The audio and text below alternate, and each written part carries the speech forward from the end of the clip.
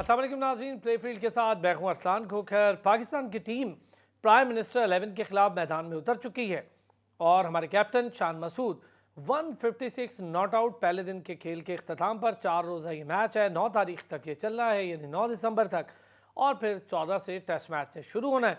अब्दुल्ला शफीक ने किए हैं जनाब अली 38 रन, इमामुल हक 9 बनाकर आउट हो गए, बाबर आजम ने 40 रन किए, सऊद शकील 13 रन पर और सरफराज अहमद ने 41 रन की इनिंग खेली, फ़हीम अशरफ 17।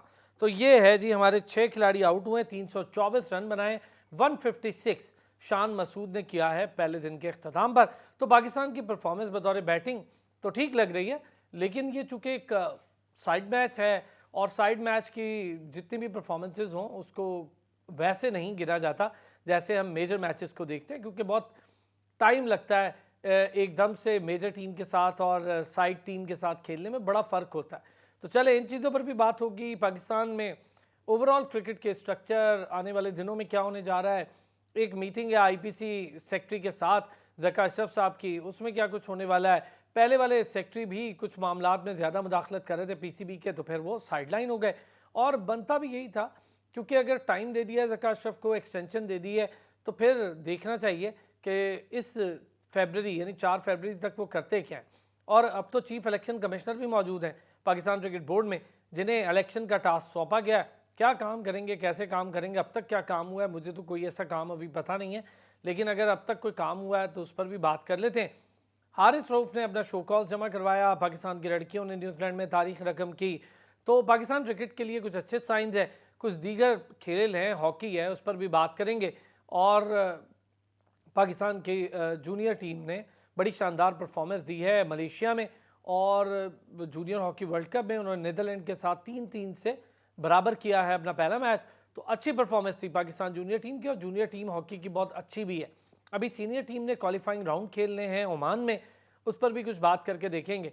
तो ये है टोटल सिचुएशन, और पाकिस्तान फुटबॉल की सिचुएशन तो आप सबके सामने ही है कि अभी तक वहाँ इलेक्शन का कोई नामो निशान नहीं है। 12 दिसंबर को गवर्नमेंट ऑफिशियल्स और आईपीसी मिनिस्ट्री कह लें अगर, गवर्नमेंट ऑफिशियल्स और फीफा के दरमियान एक मीटिंग है, और ख़बरें ये घर में हैं कि भारत से भी कोई एक नुमाइंदा आ रहा है।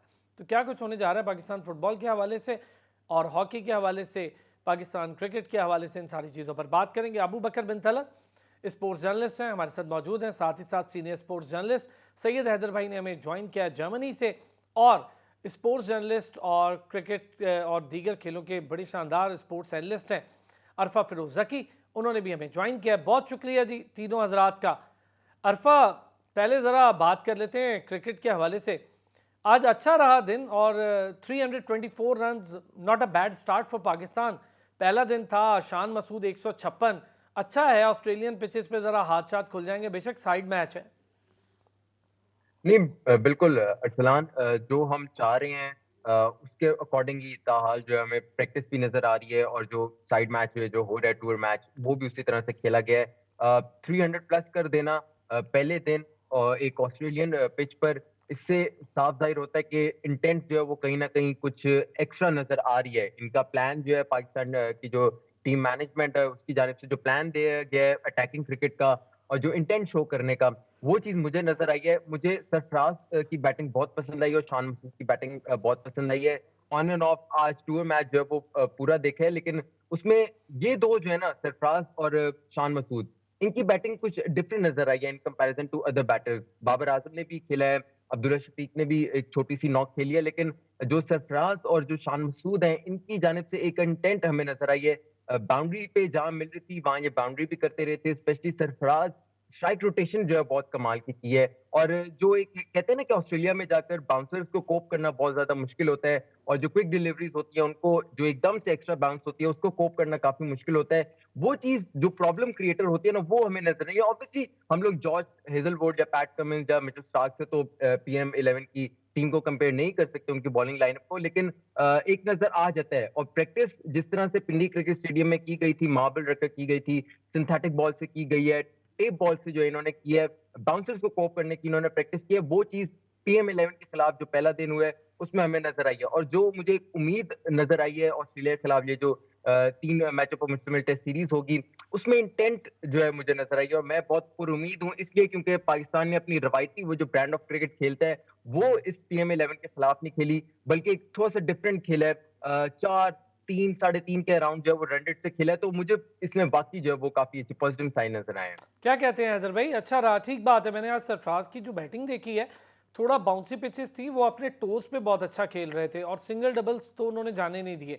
41 रन किए, लेकिन पार्टनरशिप बड़ी अच्छी लगाई शान के साथ। बाबर ने भी 40 किए, बड़ी अच्छी पार्टनरशिप लगी और बाबर ठीक खेला 88 पे 40, वो ठीक किया उसने, अपना प्रैक्टिस पूरी अच्छी की है। तो शान बड़ा अच्छा 156 अच्छा है। शान वैसे भी यूके बहुत लंबा अरसा खेले हैं, तो उठती हुई बॉल्स और ये पिचेस शान को शायद सूट भी करें। से वो तेज खेल रहे थे और सबसे अच्छी बात ये थी उन्होंने एक बॉलर को टारगेट किया, उन्होंने टॉड मर्फी को टारगेट किया। टॉड मर्फी उनके फर्स्ट लाइन के स्पिनर हैं, इंडिया में बड़ी अच्छी बॉलिंग की थी टॉड मर्फी ने।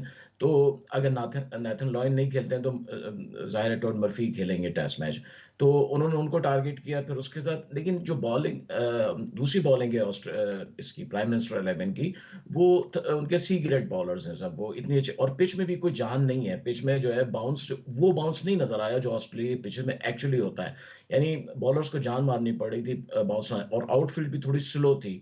लेकिन शान मसूद ने बड़ी अच्छी बैटिंग की है, बाबर ने भी और सरफराज ने भी। लेकिन हमारे लिए शान मसूद, बाबर और सरफराज ये तो पहले ही इनफॉर्म बैट्समैन है, पहले ही अच्छी बैटिंग करके आ रहे हैं। पास्ट में काउंटी में शान ने की, बाबर आजम तो खैर कर ही रहे हैं, और सरफराज ने लास्ट जो टेस्ट मैचेस खेले उसमें। असल मसला हमारी ओपनिंग का है, ओपनिंग स्लॉट जो है वो बहुत डिस्टर्ब है। इसका मतलब ये है कि अगर टेस्ट मैचेस में भी ओपनिंग स्लॉट ऐसे ही खेली तो फिर मिडिल ऑर्डर पे काफी प्रेशर आ जाएगा। और पाकिस्तान की जो स्ट्रेटेजी इस मैच में नजर आई वो ये है कि पाकिस्तान 4 बैट्समैनों पे रिलाई कर रहा है, या 5 बैट्समैनों पे। इसका मतलब है कि आप जो है 5 बॉलरों के साथ जाना चाहते हैं टेस्ट मैच में। तो ये इंटेंशन जो है, ये हमें ये इंटेंशन जो नजर आती थी वो 70s 80s में नजर आती थी। उस वक्त पाकिस्तान जो है वो माजिद जहीर और मुश्ताक वगैरह, आसिफ इकबाल ये होते थे, वही इंटेंशन अब नजर आ रही है। अच्छा, अगर आप पुराने मैचेस देखें 70s के, तो उसमें भी यही इंटेंशन होती थी। जहीर अब्बास जब खेलते थे, माजिद खान खेलते थे, वो बड़ा तेज खेलते थे, एग्रेसिव खेलते थे, टारगेट करते थे। तो ऐसा लगता है कि इन्होंने अप्रोच जो है वो वही वाली बनाई है, और ये पॉजिटिव अप्रोच है, ये आइसोलेट होने वाली अप्रोच नहीं है। तो थोड़ा सा जो है इसका एडवांटेज मिलेगा जरूर टेस्ट मैच में। ऐसा नहीं है कि साइड मैच है तो इसका कोई एडवांटेज नहीं है। नहीं, आपका आपका जो है कॉन्फिडेंस बूस्ट हो गया है, आप फॉर्म में आ गए हैं, आपने सिचुएशन को असेस कर लिया है, आपने वहाँ की जो बॉलर्स की जो इंटेंशन है उसको समझ लिया है। तो ये आगे चल के टेस्ट मैच में पर्थ में काफी काम आएगा। लेकिन आई होप कि पर्थ में विकेट जो है वो इस जैसी नहीं हो, इस जैसी होगी, हमें होप करना चाहिए। अगर इससे तेज हुई तो पाकिस्तानी बैटर्स को वहाँ पे मसाइल होंगे। क्या कहते हैं अबू बकर?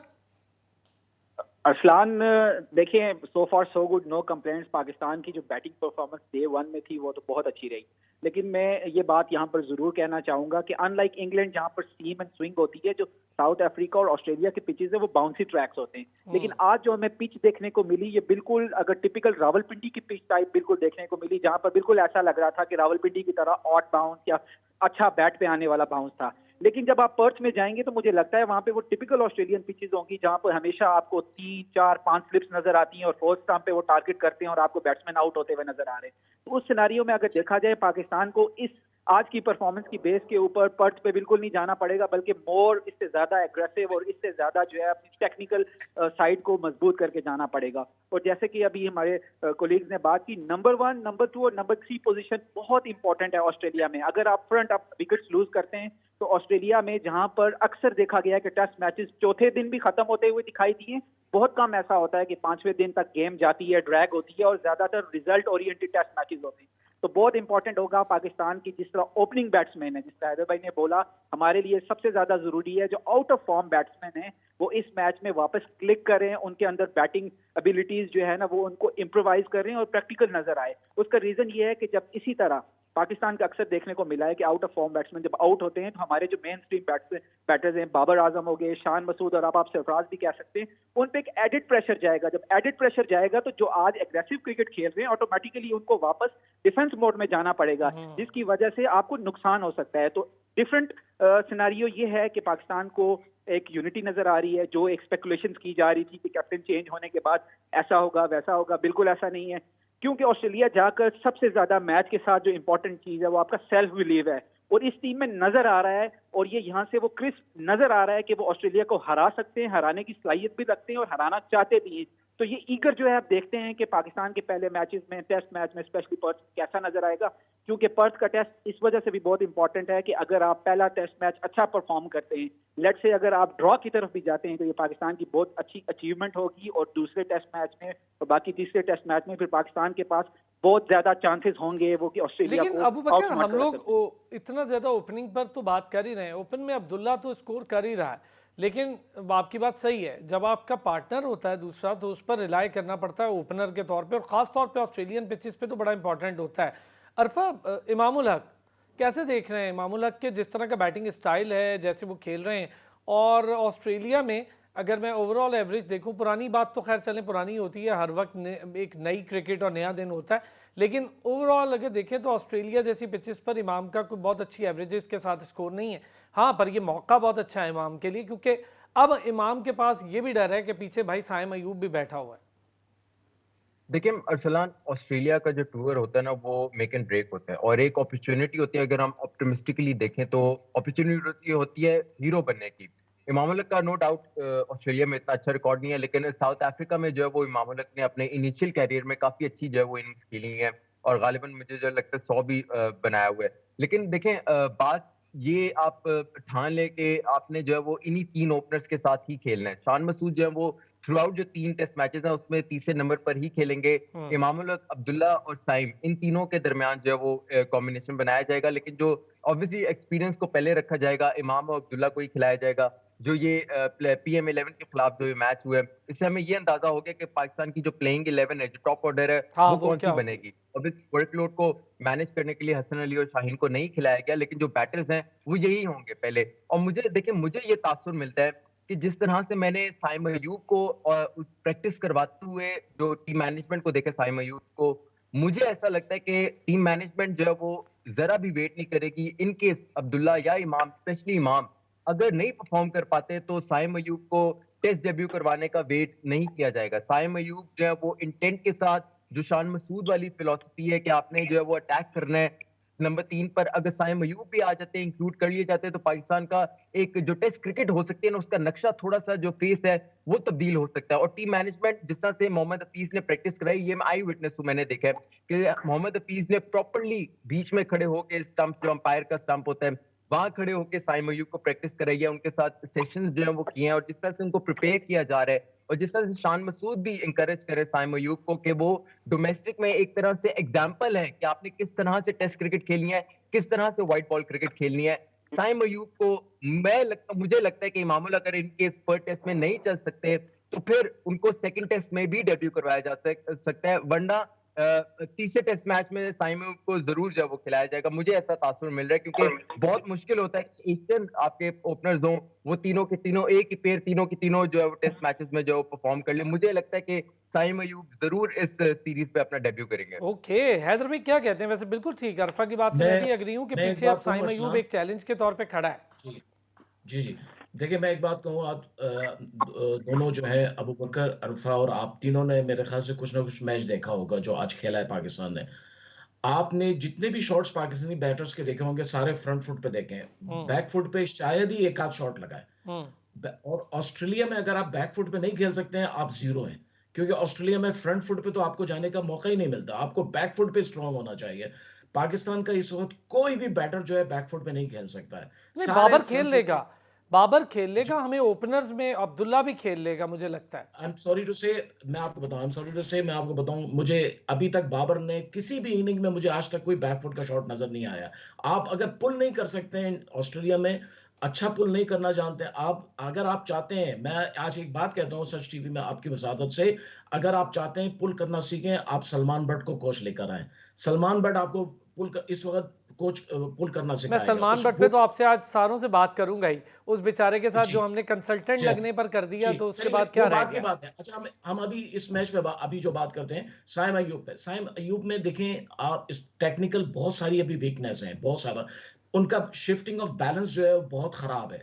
वो जो है अपने बैट फ्लो पे खेलते हैं, वो शिफ्ट बैलेंस अपना शिफ्ट करने की अभी उनमें सलाहियत नहीं है। सेकंडली उनका जो प्रॉब्लम सबसे ज़्यादा वो ये है कि वो अभी तक स्क्वायर पे जो है ना ज़्यादा नहीं खेलते हैं, बल्कि ऑन साइड पे ज़्यादा खेलते हैं। आप अगर अच्छे अच्छे ओपनर बनना चाहते हैं, आपको ऑफ साइड पे शॉट्स खेलने की जो है वो आप टेक्निक सीखनी पड़ेगी और उसके लिए आपको सईद अनवर को सुबह-शाम उसकी वीडियोज़ देखनी पड़ेगी, किस तरह वो अपना बैलेंस शिफ्ट करता था। सईद अनवर से सीखना पड़ेगा आपको, अगर आप लेफ्ट हैंडेड बैट्समैन हैं। पाकिस्तानी बैटर्स का प्रॉब्लम ये है कि पाकिस्तान ने आखिरी जो 8 या 10 टेस्ट मैचेस खेले हैं, वो सारे उन पिचों पे खेले हैं, जहाँ पे फ्रंट फुट खेलना बड़ा आसान होता था। तो सबको आदत पड़ गई है। श्रीलंका में उन्होंने सारा फ्रंट फुट पे खेला। पाकिस्तान के पाँचों टेस्ट इंग्लैंड और न्यूज़ीलैंड से उन्होंने फ्रंट फुट पे खेले हैं। अब उनके लिए बैक फुट पे ऑस्ट्रेलिया में जाना बड़ा प्रॉब्लम में होगा। पाकिस्तानी बैटर्स को इस मैच में मेरे ख्याल से कोच को इनको इंस्ट्रक्शन देनी चाहिए थी कि जो बाउंसर आए आपने पुल करना है, डरे मत आउट होने से, आप कैच हो जाए कहीं, लेकिन आपने पुल करना है, हुक करना है। तभी आपको आपको पर्थ में हर दूसरी गेंद आपको शॉर्ट पिच मिलेगी और आपके नाक के पास से गुजरेगी, ये मैं आपको बता दूं। ये बात सही है। अच्छा, वैसे तो रिवायत भी यही कहती है ऑस्ट्रेलिया में बॉल ज़्यादातर आपके फेस वाले एरिया को हिट करती हुई जाती हैं, और पाकिस्तानी बॉलर्स भी यही किया करते थे, जो सारा हमारे लेजेंडरी बॉलर्स थे। अबू बकर क्या कहते हैं जी? असलान, मेरी थोड़ी सी अनपॉपुलर ओपिनियन होगा इस हवाले से। मैं साइम अयूब को पहले लेना चाहूंगा। देखिए, सिमिलैरिटी अगर देखा जाए तो साइम अयूब का जो बैटिंग स्टाइल है वो बहुत ज्यादा मिलता जुलता है, आपको अगर याद हो, एडम गिलक्रिस्ट के साथ। हाँ जी। तो अब अगर टेस्ट मैचेस में अगर आ जाएं जहां आपको टेम्परामेंट की जरूरत होती है और ज्यादा आपने इनिंग्स को लंबा लेकर जाना होता है, तो ऑस्ट्रेलिया की जो ओडीआई की टीम थी उसमें तो एडम गिलक्रिस्ट ओपनिंग करते थे, लेकिन जब टेस्ट की बारी आती थी वो 5वें या 6ठे नंबर पे उनको ले जाया जाता था। उसका रीजन ये था कि यस, वो बहुत अच्छे अटैकिंग बैट्समैन थे, लेकिन टेस्ट क्रिकेट में आपको अपनी स्ट्रैटेजी चेंज करनी पड़ती है। उसी तरह साइम अयूब में अभी भी समझता हूं कि साइम अयूब अभी उस तरह प्रोडक्ट रेडी नहीं है कि आप ऑस्ट्रेलिया में उसको डेब्यू करा के तो उसके ऊपर एक एक्स्ट्रा बर्डन डाला जाए। यस, उसको कैरी करके साथ ले गए, this is a huge moment for him. अगर अगर अगर इमामुल हक फेल होते हैं तो मैं अभी भी समझता हूं कि देखें, आपका जो इन फॉर्म बैट्समैन है और अब आपका कैप्टन भी है, उसका करियर की जो शुरुआत है और जो उसका करियर ने बूम उठाया वो as a batsman, opening batsman था। तो व्हाई नॉट हम शान मसूद को क्यों नहीं एज अ ओपनिंग बैट्समैन ले सकते? तो वन डाउन पे किसको ले आए? देखिए, वन डाउन पे नेचुरली बाबर आजम हमेशा से खेलते हुए आ रहे हैं। आप फिर हमें एक इंक्लूड करना पड़ेगा रिजवान को बतौर बैटर। बिल्कुल बिल्कुल, यस, मैं उसी तरफ आना चाह रहा था। यस, सरफराज आपके इनफॉर्म बैट्समैन है और रिजवान की भी परफॉर्मेंस बुरी नहीं है। अब आपको आउट ऑफ द बॉक्स होके सोचना पड़ेगा, स्टीरियोटाइप प्लानिंग से बाहर निकलना पड़ेगा। हम एज अ बैट्समैन दोनों में से किसी एक को प्योर बैट्समैन खिला सकते हैं। Rizwan can play as a pure batsman अगर आप सरफराज को विकेट कीपर रखते हैं तो इस सिचुएशन में तब जाके आप ऑस्ट्रेलिया में अचीवमेंट ले सकते हैं। अगर आप सिर्फ ये देखेंगे कि नहीं, बाय बुक जो है इमामुल हक का नाम जो है वो ओपनिंग स्लॉट पे लिखा गया और हम उसको नहीं हटा सकते, तो आई एम सॉरी टू से आपको रिजल्ट आपकी फेवर में नहीं शायद मिलेंगे। उसका एक रीजन ये भी है कि देखें, पाकिस्तान की जो बैटिंग स्टाइल है, हमने लास्ट कुछ अरसे में देखा कि वर्ल्ड कप की एग्जांपल आपके सामने है, बहुत सारी इनिंग्स में हम 50 ओवर्स पूरे नहीं कर सके अरसलान। तो यहाँ पर तो 5 दिन की क्रिकेट है, आपने अपनी स्ट्रेटजी को, बैटिंग को लंबा लेकर जाना है। और आप साइम अयूब की बात कर रहे हैं, यस, एक आधी इनिंग वो बहुत हो सकता है डेवास्टेटिंग इनिंग्स खेलें, बहुत अच्छी इनिंग्स होगी, मैच विनिंग इनिंग्स होगी, लेकिन नॉर्मल रूटीन में आपको खड़ा रहना है, वहां पर विकेट सर्वाइव करनी है। आप अगर देखें पर टेस्ट में लेट से खुदा न खास्ता कोई ऐसा सिनारियो बनता है कि आपके जो है ना बहुत थोड़े रन पे 3-4 आउट हो जाते हैं, तो फिर आप क्या एक्सपेक्ट करते हैं? बेशक आपके इनफॉर्म बैट्समैन है, नीचे सरफराज हैं या बाबर आजम है, तो आप उनसे क्या एक्सपेक्ट करेंगे? क्या वो 5 दिन सर्वाइव कर सकते हैं इस टेस्ट मैच को? नो, पूरी 11 को प्लानिंग के साथ जाना पड़ेगा, प्रॉपर स्मॉल गोल्स के साथ, सेट बाय सेट, जो आपके स्पेल्स है इंटरवल्स में कि ड्रिंक ब्रेक तक हमारी क्या सिचुएशन होगी, लंच ब्रेक तक हमारी क्या सिचुएशन होगी और हमने क्या टारगेट सेट करने हैं, तब जाके आप ऑस्ट्रेलिया को टफ टाइम दे सकते हैं। वरना इस तरह की आप T20 की डैशिंग इनिंग्स के ऊपर और उसकी डैशिंग परफॉर्मेंसेस के ऊपर अगर आप प्लेयर्स को रेट करेंगे और ऑस्ट्रेलिया में खिलाएंगे तो आई माइट से कि ये अच्छा नहीं होगा। उसका रीजन ये है कि हमें टेक्निकली साउंड बैट्समैन चाहिए, जिस तरह हैदर भाई ने बात की, जो पुल भी कर सकता हो, हुक भी कर सकता हो और पॉइंट पे भी खेल सकता हो। तो अगर ये सिचुएशन नहीं होगी तो मुश्किलात का सामना करना पड़ सकता है पाकिस्तान। अच्छा अरफा, रिजवान की इंक्लूजन समझते हैं ठीक है, ये मामला हो सकता है, रिजवान को बतौर बैटर खिलाया जा सकता है, या रिजवान बतौर कीपर बैटर खेले और सरफराज बतौर बैटर खेल ले?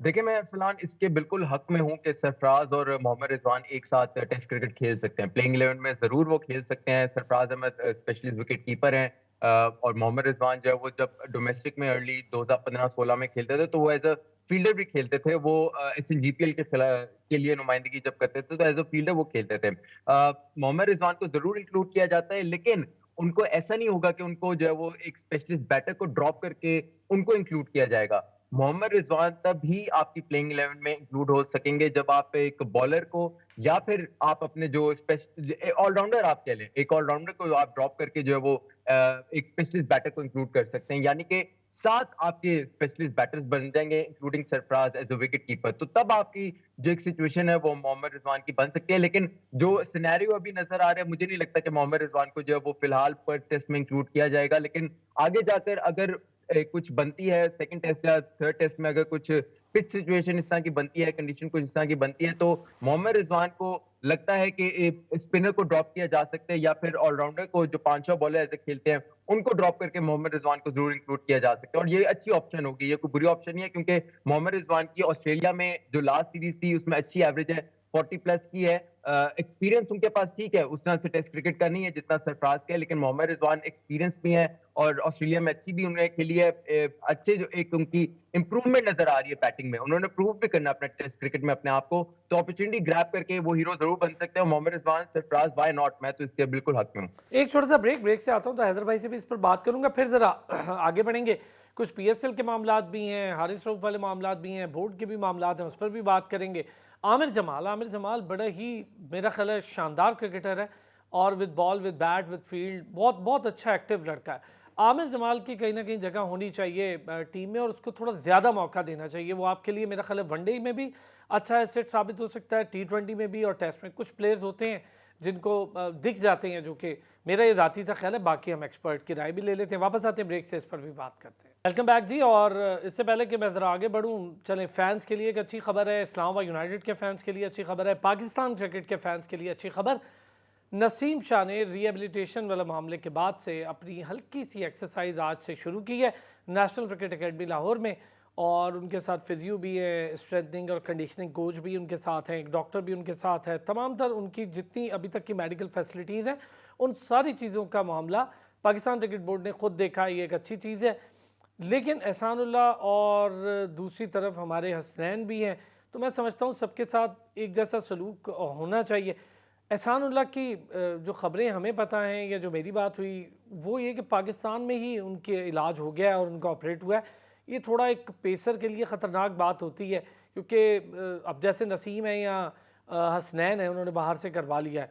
तो बहरहाल नसीम तो पाकिस्तान के सुपरस्टार हैं और ज़रूरत भी हैं पाकिस्तान टीम की, और कल से वो बैटिंग का आगाज़ करेंगे। आज बिल्कुल हल्की सी शायद बॉलिंग होगी और जिम प्रैक्टिस होगी, तो ये एक अच्छी खबर है। इस्लामाबाद यूनाइटेड के साथ उनकी ट्रेड हो गई है 2 प्लेयर्स के बदले कोयटा ग्लैडिएटर के, और कोयटा ग्लैडिएटर बड़ी तेज़ी से काफ़ी सारी चीज़ें तब्दील कर रहे हैं। लग कुछ रहा है कि कुछ तब्दीलियाँ हो रही हैं। मोइन खान हेड कोच के अहदे से हट गए और टीम डायरेक्टर की नई जिम्मेदारियां मोइन खान ने संभालनी है।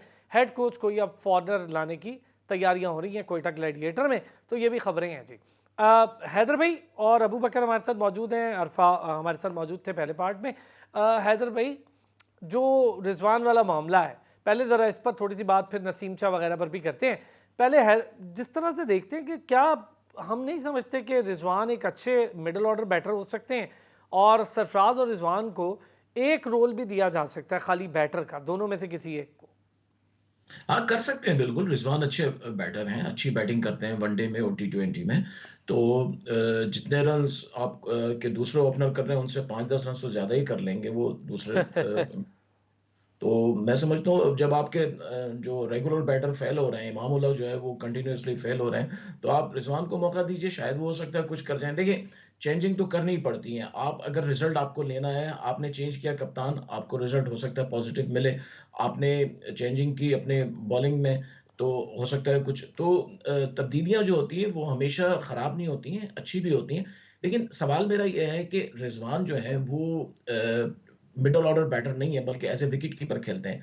तो हम किसी और मिडिल ऑर्डर बैट्समैन को साथ क्यों नहीं लेकर गए, ये इस बात समझ में नहीं आती है। या तो आपने पहले से अपना माइंड बना लिया है कि रिजवान मिडिल ऑर्डर बैटर होंगे, कीपर नहीं होंगे।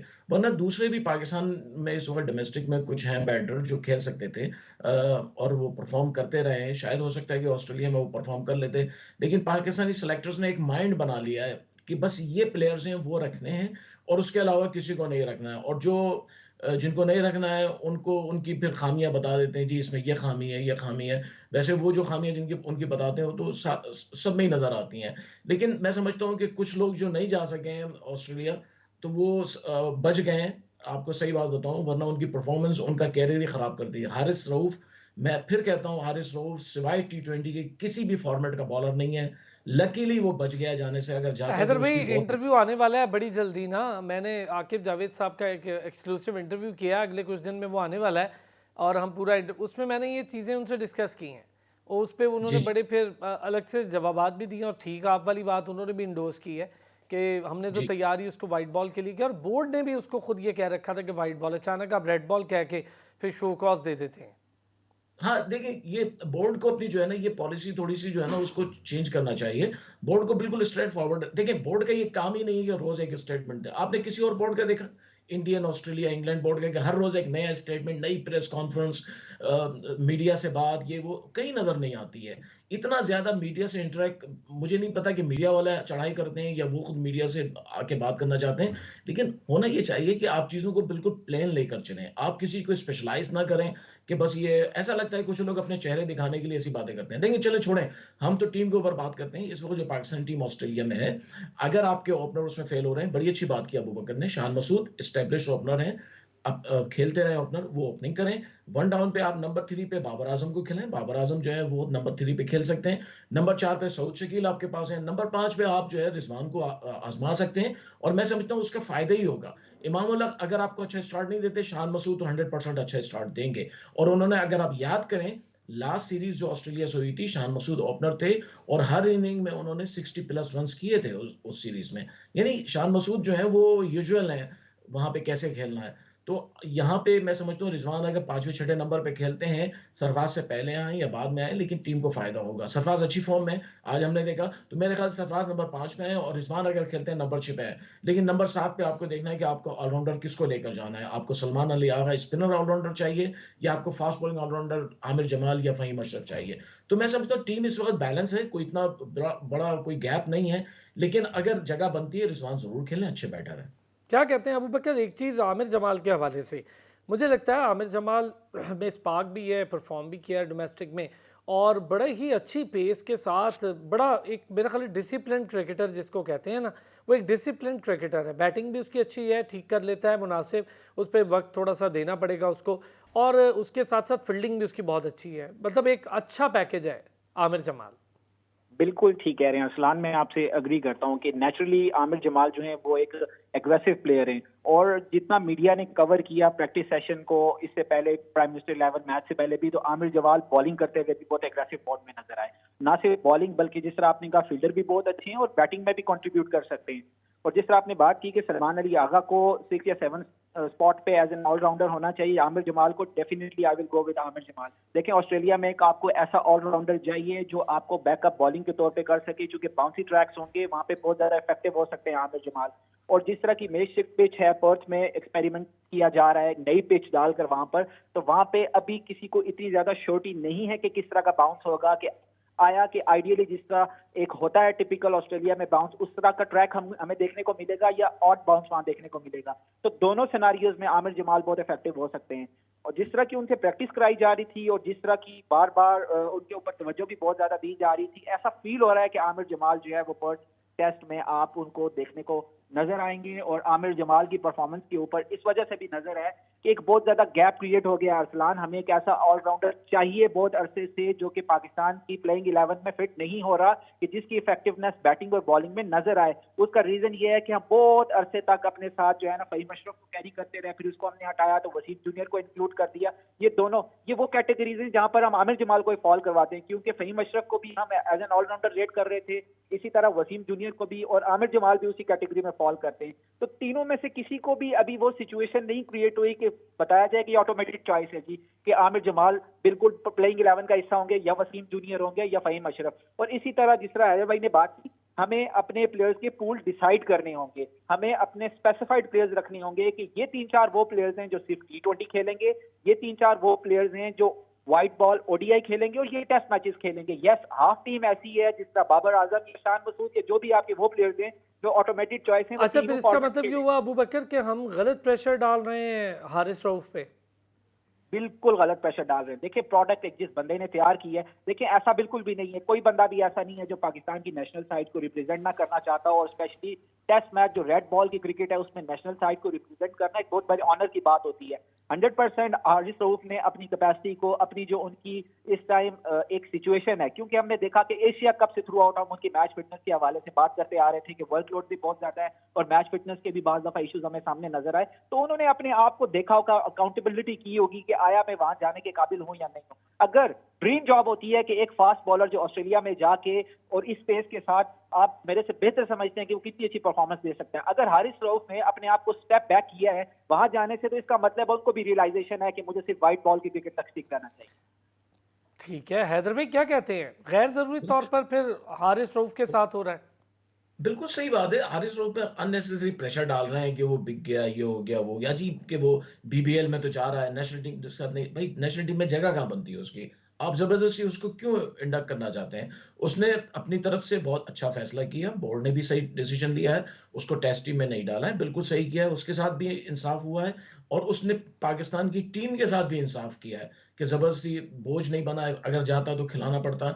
अब हारिस रऊफ है या फखर जमान है या उसके बाद फ़हीम अशरफ हैं, ये लोग टेस्ट के नहीं है प्लेयर्स, ये इनके बस की बात नहीं है टेस्ट मैचेस खेलना। ये लोग सिर्फ टी20 या वनडे, मैक्सिमम वनडे खेल सकते हैं। आप लेकिन फ़हीम के बारे में आमिर भी जमाल यही समझते हैं? हालांकि फ़हीम को हम वनडे और टी20 तो नहीं खिला रहे, पर टेस्ट तो काफ़ी अरसे से खिला रहे हैं। बिल्कुल गलत डिसीजन है असलान, बिल्कुल गलत डिसीजन। फ़हीम अशरफ है ही आया ही टी20 से है। वो आया ही टी20 से है, इस्लामाबाद यूनाइटेड टीम में एंटर हुआ है और उसके बाद जो है उसको टेस्ट टीम में मिसबाह उल हक साहब जो है उनको बहुत पसंद करते थे, उन्होंने उसको जो है असद शफीक की जगह जो है नंबर 6 बैट्समैन बना दिया उन्होंने। ठीक है, आपको बॉलिंग में एक बॉलर चाहिए था, असद शफीक बॉलर नहीं थे, तो वहां पे, लेकिन फ़हीम अशरफ में वो क्वालिटी नहीं है कि आप जो है बैटिंग में जो है कर सके। आप बताएं, एक या दो 50 के अलावा उसकी कोई इनिंग नहीं है आपकी टेस्ट टीम में। लेकिन आपको जो है अब आमिर जमाल को आप ट्राई कर रहे हैं। देखिए हमारे पास जो आखिरी ऑलराउंडर रहा है वो अब्दुल रज़ाक था। अब्दुल रज़ाक भी जो है सेंचुरियां नहीं करते थे, लेकिन अब्दुल रज़ाक में एक एबिलिटी थी। अगर आप लोगों को याद हो कि इंडिया में 2006 में मोहाली टेस्ट में उसने और कामरान अकमल ने पूरा टेस्ट बचा लिया था। ऐसे बैटर होते हैं जो कन्वर्ट कर लेते हैं अपने आप को, बड़ी जल्दी गियर चेंज करते हैं। ऐसे हमारे पास ऑलराउंडर अब नहीं है। हमारे पास या तो ऑलराउंडर वो हैं जो इक्का इधर उधर तुक्के मार लेते हैं या फिर उसके बाद जल्दी आउट हो जाते हैं।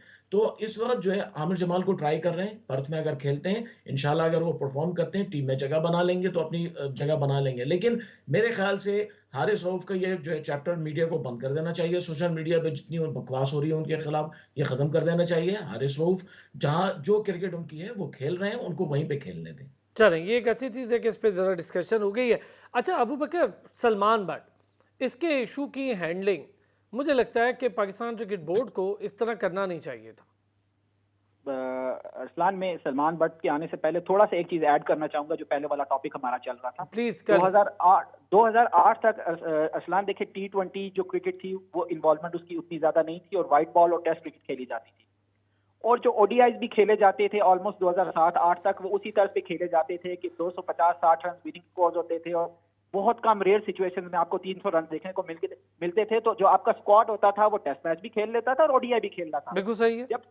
जब टी20 का एडिशन हुआ तो एक बिल्कुल different ball game all together देखने को हमें सामने नजर आई। अब सिचुएशन ये है कि आईसीसी की तरफ से भी देखा जाए तो व्हाइट बॉल में ओडीआई की जो क्रिकेट है वो नीचे चली जाती जा रही है और टी20 क्रिकेट को प्रोमोट किया जा रहा है, और टी20 क्रिकेट और टेस्ट मैच की क्रिकेट में जमीन आसमान का फर्क है। अब ये रियलाइज करने की जरूरत है और लोगों को एजुकेट करने की जरूरत है कि ये पॉसिबल नहीं है आइडियली कि 11 के 11 प्लेयर्स वो मैच फिट होते हो टेस्ट मैच में भी और टी20 में भी। तो डेफिनेटली आपको 5 से 6 प्लेयर्स का पूल बनाना पड़ेगा जो दोनों गेम खेलें, तीनों फॉर्मेट्स खेलें, और कुछ प्लेयर्स जो हमारे स्पेशलिस्ट हों। जिस तरह आप अभी देखें कि ऑस्ट्रेलिया की जो टी20 की टीम है इंडिया में, वो बिल्कुल एक डिफरेंट टीम खेल रही है, और यहाँ पे जो पाकिस्तान के सामने compete करेगी टेस्ट मैच वो बिल्कुल एक डिफरेंट टीम होगी। तो अब आते हैं सलमान बट की तरफ। आप बिल्कुल ठीक कह रहे हैं। देखिए, सलमान बट होते या उनकी जगह कोई भी होता, प्रोफेशनलिज्म की कमी नजर आई। देखें, आप एक बंदे को पहले डेजिग्नेट करते हैं और ऑनर करते हैं कि वो नेशनल टीम के लिए आपकी परफॉर्मेंस देगा और अपनी सर्विसेज देगा। और अभी मीडिया में आती है बात और उसके बाद मीडिया प्रेशर आप हैंडल नहीं कर सकते या लोगों की जो क्रिटिक्स है उनको हैंडल नहीं कर सकते और उसके बाद आप बैक ऑफ कर लेते अपने डिसीजन से। अरसलान, पूरी दुनिया में ये बात देखने को नहीं मिली, ये सिर्फ एक एग्जांपल नहीं है, इससे पहले 4 से 5 ऐसे मेगा डिसीजन देखने को मिले जो पीसीबी ने लिए और उसके बाद मीडिया के क्रिटिसिज्म के बाद बैक ऑफ करना पड़ा। इस तरह शो रन नहीं होता। आप एक बहुत नेगेटिव अपना इमेज क्रिएट करते जा रहे हैं। उसका एक रीजन ये भी हो सकता है कि हमारे ऑफिशियल्स जो वहां बैठे हुए हैं वो खुद उन्हें अभी इस बात का अंदाजा नहीं है, जॉब सिक्योरिटी नहीं है कि फरवरी तक हमारी क्या सिचुएशन होगी या फरवरी के बाद पीसीबी का जो एक ये मंजरकशी नजर आ रही है वो किधर जा रही है। तो उसका जो अब परफॉर्मेंस के ऊपर भी बुरा असर नजर आ रहा है। आप एक दिन नोटिफिकेशन होता है, प्रेस रिलीज आती है सलमान बट की अपॉइंटमेंट या कोई भी अपॉइंटमेंट हो, दूसरे दिन बैक ऑफ नजर आता है जी, और साथ जस्टिफिकेशन भी। वो जस्टिफिकेशन किसी तौर पे भी एक्सेप्टेबल इस वजह से नहीं होती कि अगर आपने यही काम करना था तो ये चीज पहले उस पर वर्कआउट करके उसके प्रोज एंड कॉन्स देख के उसके बाद आप डिसीजन लेते। आप एक ही टाइम पे एक बंदे को हीरो बनाते हैं ऑनर देके और सेकंड टाइम पे without any reason, proper reason आप उसको आसमान से जमीन पे गिरा देते हैं। दूसरी बात ये भी है ना अबू बकर के उसका एक अच्छा मामला, इससे पहले सिंगापुर के लिए वर्ल्ड कप क्वालिफाइंग राउंड का वो हेड कोच रह चुका है, फिर वो इससे पहले अफगानिस्तान के साथ भी काम कर चुका है, दोबारा अफगानिस्तान के बैटिंग कंसल्टेंट के लिए उसके पास ऑफर थी, उससे कहा नहीं यार पाकिस्तान की प्राइम ड्यूटी है तो मैं पाकिस्तान के साथ का, वो भी रुक गया उसका मामला और यहाँ से भी रोक दिया। मतलब आपने 24 घंटे में उसको चार्ज भी नहीं लेने दिया, ये मजाक बना है ठीक ठाक। अरसलान, बाज चीजें अगर हम उनको छेड़ें तो शायद हमारा टॉपिक बिल्कुल जो है ना वो ऑफ रोड हो जाएगा। उसका रीजन एक ये भी है कि आप मुझे बेहतर तरीके से बता सकते हैं कि बहुत रिसेंट पास्ट में भी और अभी कुछ अर्सा पहले तक भी जो हमारे बहुत बड़े बड़े नाम कंसल्टेंट्स के तौर पे, चीफ सिलेक्टर्स के तौर पे और कोचेस के तौर पे सामने नजर आए, क्या उनका माजी बिल्कुल बेदाग है और बिल्कुल क्या बात करें, आपके चीफ सिलेक्टर को जस्टिस कयूम की रिपोर्ट में जुर्माना हुआ था इंजमामुल हक को, तो फिर आप उसकी बेस के ऊपर या पास के एक इवेंट की बेस के ऊपर जिसकी उसने सजा भी भुगती, जो गलती उसने की थी उसने यस लेट इतराफ किया लेकिन जरूर किया और उसका उसने खमियाजा भी भुगता। हाँ रिएप किया यार, उसको पाकिस्तान खेलने को नहीं मिली, आमिर को फिर मिल गई। और अभी भी मैं तो हैरान इस बात पे हूँ कि मोहम्मद हफीज ऑस्ट्रेलिया पहुंचते ही सलमान बट के लिए कॉल कर रहे हैं और यहाँ से जाते हुए आमिर को फोन करके मिन्नतें कर रहे थे। मुझे तो ये स्टैंडर्ड समझ नहीं आया। Aslan, Salman Butt is still one of the best available cricketing minds in Pakistan. ये बात तो बिल्कुल राइटिंग ऑन द वॉल है। फिर मैं दूसरी तरफ आता हूँ, अगर आप मोहम्मद हफीज की इतनी इनपुट लेते हैं और अगर मोहम्मद हफीज डिसीजन के ऊपर इतना इन्फ्लुएंस करते हैं तो ये चीज पहले क्यों नहीं देखी गई और आपने डिग्निटी के साथ ऑनर किया सलमान बट को और वहां जाके मोहम्मद हफीज की दोबारा कंसल्टेशन के बाद आपने डिसीजन जो है ना उसको वेव ऑफ किया। ये गलत बात है। ये पीसीबी का प्रोग्रेटिव है, ओके हमने मान लिया किसी को अपॉइंट करना है या किसी को हटाना है, लेकिन ये तरीका बिल्कुल भी ठीक नहीं है। और ये सिर्फ एक बात पे नहीं है असलान, कैप्टनसी के ऊपर भी जो है ना बहुत ज्यादा क्रिटिसिज्म देखने को आया और उसको भी इन्होंने जो है ना कंट्रोवर्शियल किया। इसी तरह जो वर्ल्ड कप में सिचुएशन हुई वो भी आपके सामने है और बैक टू बैक ऐसे सिनारियोज बनते जा रहे हैं जिसका पीसीबी पे नेगेटिव इमेज बनता जा रहा है। आज से कुछ अर्सा पहले तक बहुत पॉजिटिव इमेज था, ऐसा लगता था कि one of the finest professional इदारा है पीसीबी, जहां पे शो जो है बहुत अच्छे तरीके से रन होता है। लेकिन ये कोई लास्ट 8 से 12 महीने से इस तरह के इवेंट्स हो रहे हैं कि ये अब पाकिस्तान की क्रिकेट को बहुत बुरे तरीके से डैमेज कर रहे हैं। यार आपकी बात, और मैं ज़रा हैदर भाई की तरफ जाऊं। हैदर भाई ज़रा पहले सलमान बट वाले मामले पर जिस तरह से हैंडलिंग सलमान बट के साथ ज्यादती हुई है। मैं सलमान बट को फर्स्ट डे से जानता हूं, जब से उसने इंटरनेशनल क्रिकेट शुरू की है। मैं हमेशा से उसका बड़ा फैन रहा हूं। बड़ा बेहतरीन बैट्समैन था वो और उसके पास सारे शॉट्स थे। अच्छा, जब पीसीबी ने उसको सिलेक्शन कमेटी में रखा था, क्या पहले सोचा नहीं पहले कि क्या हमें किस किस्म के जवाब देने पड़ेंगे?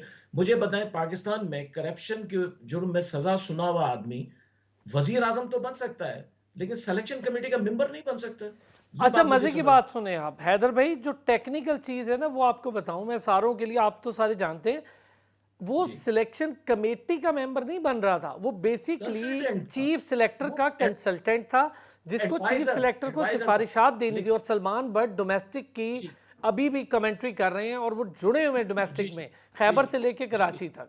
अच्छा, मैं आपको बताऊं, ये हमारे चीफ सेलेक्टर साहब जो हैं वहाब रियाज, शोएब अख्तर ने अपनी किताब में लिखा है कि योगन ट्रोड ने कहा यू आर फिक्सर। योगन अंग्रेज ऐसे ही किसी पे इल्जाम कभी नहीं लगाता है। आपको पता होगा ऑस्ट्रेलिया में शैन वॉर्न ने जब इल्जाम लगाया था पाकिस्तानी सलीम मलिक पे, तो उसने कोर्ट में प्रूफ भी किया था कि मैंने क्यों ये इल्जाम लगाया है। तो वहाब रियाज हो या जो भी हो, मसला ये है कि हमारी क्रिकेट इतनी गंदी हो चुकी है कि आप जहां से पत्थर उठाएंगे एक नया फिक्सर निकल आएगा।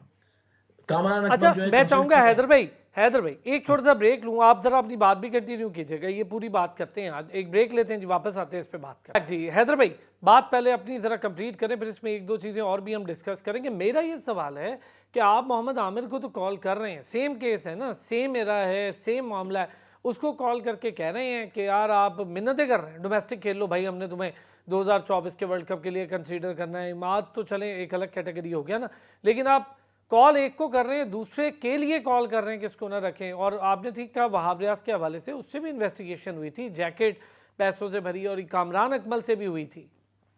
जी बिल्कुल, देखें ये सारे लोग जो हैं, अब मोहम्मद हफीज क्या है, डायरेक्टर क्रिकेट उनको बना दिया गया। डायरेक्टर क्रिकेट मुझे आज तक समझ में नहीं आया उसका काम क्या है, उसकी जिम्मेदारी क्या है, ये तो उसको मोइन खान मैनेज क्या आपको करना। बताएंगे, कोयटा ग्लैडिएटर के डायरेक्टर टीम बन गए, चलिए टीम डायरेक्टर। चलिए हम जो है हम कर लेते हैं कंसीडर, लेकिन मोहम्मद हफीज का ताल्लुक ही नहीं बनता है कि सलमान बट को हटवाएं। मोहम्मद हफीज जो है उनका काम है अब क्रिकेट के मामला देखना। अपॉइंटमेंट जो है चेयरमैन की जिम्मेदारी है, चेयरमैन ने बनाना है। अब वहां से वो ऑस्ट्रेलिया से जो है इंटरफेयर कर रहे हैं कि जी सलमान बट कैसे बन सकता है। एक तरफ जब आपको जरूरत थी चैंपियंस ट्रॉफी में, आपने आमिर को लेके वहां पे चैंपियंस ट्रॉफी जीत ली, उसके साथ खेल भी ली है। जब आपको जरूरत थी आपने उसको बुला लिया, जब आपको जरूरत नहीं थी आपने उसको निकाल भी दिया। अब फिर दोबारा उसके मिन्नतें कर रहे हैं। और सलमान बट जबकि वो खेलने नहीं आ रहा है, वो सिर्फ एडवाइस करेगा, सिर्फ मशवरे देगा। और हमें जो है, अच्छा देखिए उसको सजा मिल चुकी है। जब एक आदमी को सजा मिल जाती है फिर उसका जो स्टेटस जो होता है वो फिर खत्म हो जाता है, ये कि वो क्रिमिनल है। और उसने अपना अगर पूरा सेटअप, मतलब जितनी सजा के बाद जी उसका रिहैब वाला टाइम था पूरा किया, वो तो लाहौर कलंदर से सस्पेक्टेड, पीएसएल भी खेल गया। एग्जैक्टली सस्पेक्टेड होता। देखिए वापडा की तरफ से कायद आजम लीग कायद आजम ट्रॉफी खेला है, उसके बाद नेशनल T20 खेला है, वो 2021 तक तो खेलता रहा है पाकिस्तान की डोमेस्टिक क्रिकेट। और उसके बाद जो है वो अब कमेंट्री भी कर रहा है, पीसीबी के सेटअप में एक तरह से शामिल है। और आप उसको जो है देखिए, सलाहियतों से फायदा उठाना चाहिए। लेकिन हमारे यहाँ प्रॉब्लम ये नहीं है सलमान बट क्रिमिनल था या क्या था। प्रॉब्लम यह है कि मोहम्मद हफीज को अपनी कुर्सी खतरे में नजर आ रही है। और हमारे यहाँ जो भी है वो इसीलिए दूसरे को हटाना चाहता है, यार ये आ गया तो मेरी कुर्सी चली जाएगी। मोहम्मद हफीज का पूरा कैरियर जो है, बिल्कुल टेस्ट लेवल की मैं बात कर रहा हूँ, बिल्कुल ही थर्ड क्लास कैरियर है उनका। थर्ड क्लास बैट्समैन थे वो टेस्ट टीम में, और कोई उनकी कोई परफॉर्मेंस नहीं थी। हर जगह जो है उन्होंने जो है वो अपने आप को रजिस्टर्ड करा लिया था। जो है वो साउथ अफ्रीकन बॉलर से तो उनकी एक मजाक बन गया था। अब वो सलमान बट के खिलाफ पड़ गए। मैं समझता हूँ सलमान बट की सलाहियतों से फायदा उठाना चाहिए। सलमान बट एक बहुत अच्छे क्रिकेटिंग माइंड है, बड़ा अच्छा उनके पास जो है क्रिकेट में वो एडवाइस कर सकते हैं। और उनकी सबसे अच्छी बात यह है कि वो गुड वेल स्पोकन आदमी है, एजुकेटेड है जो ना। बात। हाँ देखिए ना, एक आदमी जो है वो अपने आप को उसके अंदर ये सलाहियत है कि वो बता सके क्या करना है, तो वो उस आदमी से फायदा उठाना चाहिए। और मैं मोहम्मद आपको एक हफीज बात को बताऊं, असल मुझे बड़ी हैरत हुई हैदर भाई, सोशल मीडिया के प्रेशर बहुत ले लिया, ये कैसे हो, अजीब बात। मुझे समझ में नहीं, अरसलान मुझे समझ में आया, सोशल मीडिया पाकिस्तान में मेरे ख्याल से 24 करोड़ में 24 लाख भी इस्तेमाल नहीं करते हैं, और पीसीबी उसका प्रेशर लेता है। और पीसीबी जो क्रिकेट हो रही है डोमेस्टिक, उसका प्रेशर नहीं लेता। ये मुझे समझ में नहीं आती हाँ, है। साहिबजादा फरहान, पीसीबी कामरान, गुलाम हुरैरा और इन लोगों को जी तो कोई किसी ने नहीं पूछा। और बल्कि नहीं अहमद शहजाद के ऊपर तो उन्होंने कहा वहाब रियाज ने जवाब देते हुए कि जी नहीं जी ऐसा क्या किया है अहमद शहजाद ने, कुछ भी नहीं किया। और मुझे पता है अहमद शहजाद का एक अरसा हो गया, मुझे लगता है वो जो कोयटा ग्लैडिएटर और पेशावर ज़ल्मी के मैच के वो, वो अभी तक रेवलरी हो गई सकता है नहीं। बिल्कुल एग्जैक्टली। लेकिन देखें अहमद शहजाद एक अच्छे बैट्समैन है, अगर वो रन कर रहे हैं उनका हक बनता है, डिजर्व करते हैं। इमाम उल्लाह ना डोमेस्टिक खेल रहे हैं, टेस्ट में भी नाकाम है, वनडे में भी नाकाम है, फिर भी आप उनको जो इंडेक्ट किए जा रहे हैं। अब देखें आज की जो इनिंग खेली इमाम उल्लाह, उसके बाद क्या राइट बनता, एक बॉल भी उन्होंने कॉन्फिडेंस से नहीं खेली है, कोई भी एतमाद से एक गेंद भी नहीं खेली। 17 या 18 बॉलें खेली और वो आउट हो गया। चलिए ठीक है, हम मान लेते हैं पहले एक इनिंग थी, एक और इनिंग होगी, उसके बाद टेस्ट मैचेस होगा, हम देखेंगे। लेकिन अब आप मुझे बताएं, आप अगर इमाम अलब को निकालते हैं, आप किसको इंटर करेंगे? साइम अयूब को। जबकि यहां पे होना चाहिए था साहिबजादा फरहान को, जिसने टॉप किया डोमेस्टिक में और 4 रोजा क्रिकेट में टॉप किया है उसने। आपने उसको तो घर बैठा दिया, साइम अयूब को साथ ले गए। ये मैं समझ में आपकी नहीं बात आता है। सही, चले नहीं साइम का भी राइट था, मैं ये नहीं कह रहा हूँ, साइम बहुत अच्छा जी प्लेयर है, लेकिन अगर आप साथ ले जाते तो क्या था, आपने तो नहीं, लड़के ले सब तो जा, नहीं जा सकते, 17 देखिए 200 ऑफिशियल ले लोग तो जा नहीं जा सकते सकते ना, हैं, लेकिन 17 हाँ ऑफिशियल जा सकते हैं 18 के जी साथ। जी तो एक प्लेयर जी, नहीं जी। जा सकता। अबू बकर क्या कहते हैं? अरसलान, सबसे पहले तो मैं आपको एक बात बताऊं कि हमारा जो इदारा है पीसीबी, वो शायद खुद मौके फराहम करता है अपने आप को अंडर प्रेशर आने में। देखिए, पूरी दुनिया में जो डायरेक्टर का ओहदा होता है वो एक मैनेजरियल पोस्ट है और उसका ऑपरेशन के साथ कोई ताल्लुक नहीं होता। उसका रीजन मैं अभी से आपको बता देता हूँ, क्योंकि मोहम्मद हफीज को ऑब्लाइज करना मकसद था। तो अब चूंकि जिस तरह का हमारी चेयरमैन पीसीबी कमेटी के जो हेड हैं ज़का अशरफ, और उनकी जो टेक्निकलिटीज जो उनके ऊपर। ओहो, चलें।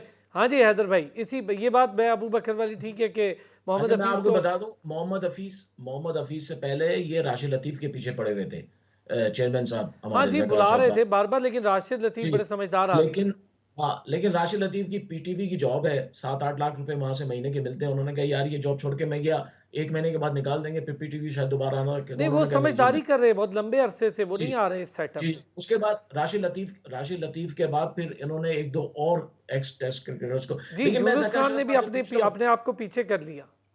जी हाँ, मैं उनसे पूछता हूँ आप कर क्या रहे हैं? आपने एक इंक्वायरी कमेटी बनाई इंज़माम मुल्क के लिए, कहाँ गई वो इंक्वायरी कमेटी? उसमें मोहतरमा शहला वो जो है आलिया रशीद साहिबा भी थी उस कमेटी में।